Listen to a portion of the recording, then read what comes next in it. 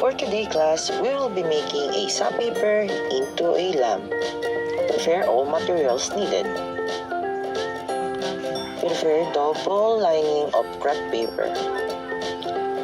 Ang unang gagawin ay ibuhos ang glue na may tubig sa crepe paper.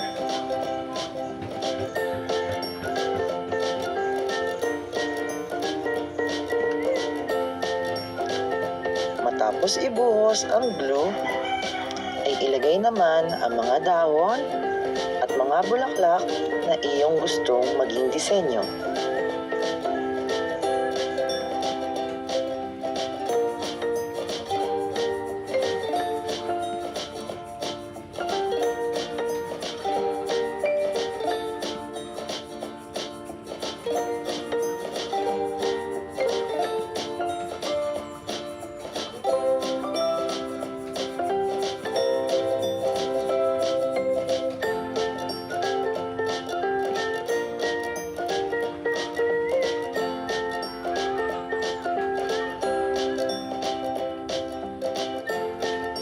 Matapos mapatungan ang mga dahon at bulaklak ng another na crepe paper, ay patuyuin naman natin sa araw ang sandpaper natin.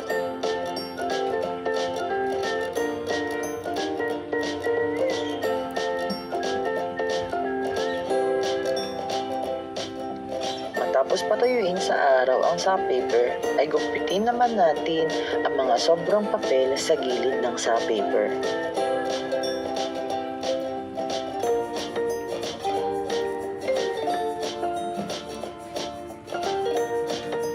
Ihanda natin ang frame upang maidikit naman natin ang ating tuyong sandpaper sa frame at mabuo na ang ating lamp.